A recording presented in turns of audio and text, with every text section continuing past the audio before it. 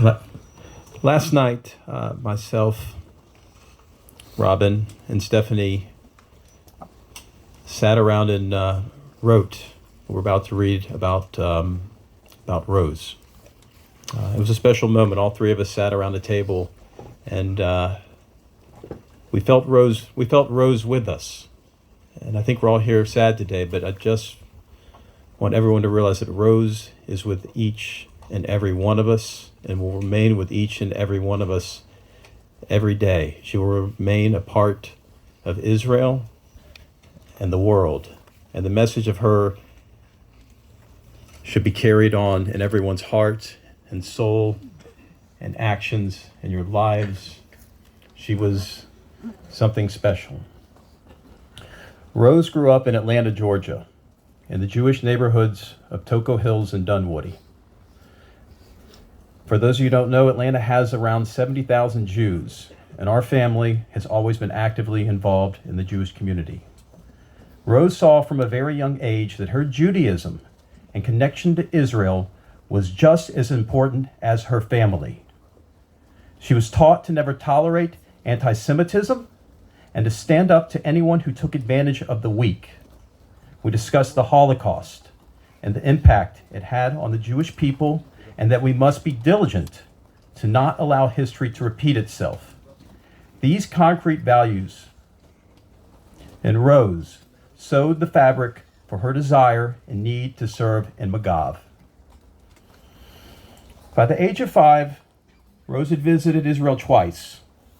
After the end of the second visit, she told all of us that she wanted to stay here, and then announced to us that someday she was going to live in Israel.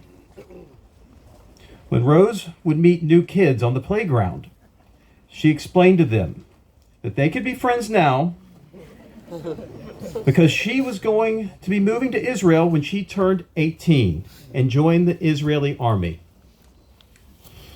Rose was an all-American kid, but she always set herself apart with her individuality, strength, and kindness.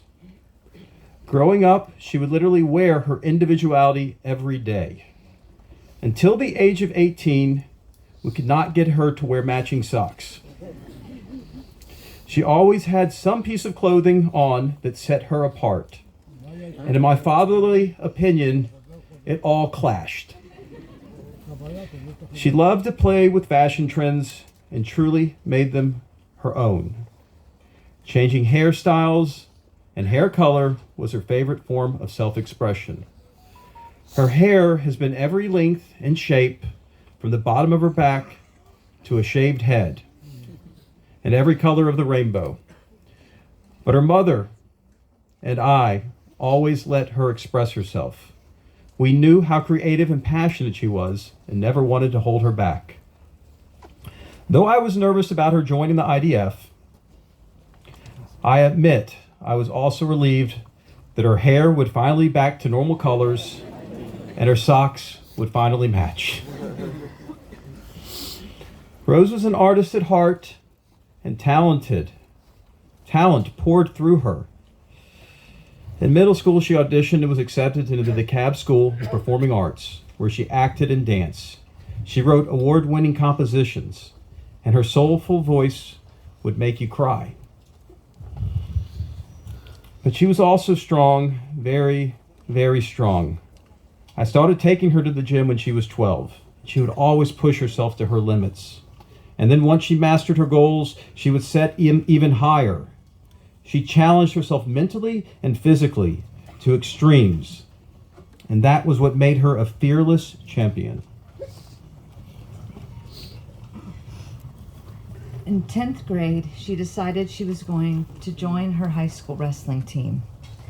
She was the only female on an all-male wrestling team, and in her first year made it all the way to the state tournament. Then, in 11th grade, she decided she wanted to be a cheerleader.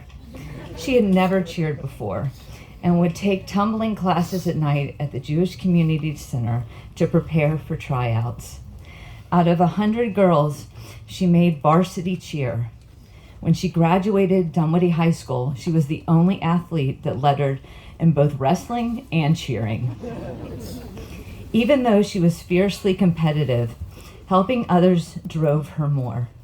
When COVID hit, she had to stay at home for months, but she created Instagram workouts to inspire her friends.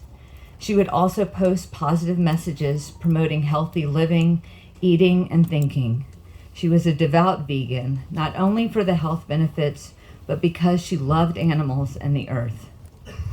Rose never knew a stranger. She got along with everyone. Teenage girls can have a lot of cliques, but Rose somehow transcended all of that. She was not only a part of every group, but her friends told us that she was the one that would break up the fights and drama and be the mediator to help bring everyone back together. She had this way about her that everyone felt that she was on their side and could talk to her and that she had their back. You couldn't help but just love her. Our home was filled with friends of all ethnicities, religions, and races. She loved to get into deep conversations and philosophize all night long. With all these amazing attributes and experiences, you would never believe that Rose remained Shomer Shabbos and committed to her Judaism. Rose would walk miles to attend wrestling events or cheer at football games. She was a regular attendee of Congregation Ariel Minions. She taught at Youth Minions. She was the most spiritually connected person we've ever known. She did not speak Lashon Hara, gossip. She explained to me that when people would speak Lashon Hara, she would remove herself from the conversation.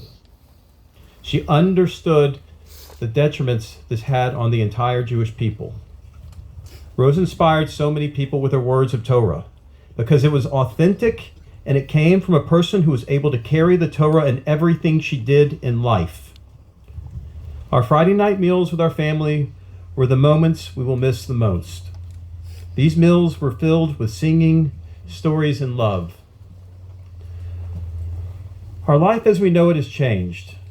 Though a piece of us has been lost, we have been woken up to a new path and are making a commitment to fill this missing piece with strength and kindness. Thank you all. Thank you for all the outpouring of love from around the world. Your support and mitzvahs being done in her honor elevate the neshama of Rus Elisheva, and that brings us the greatest comfort. Thank you.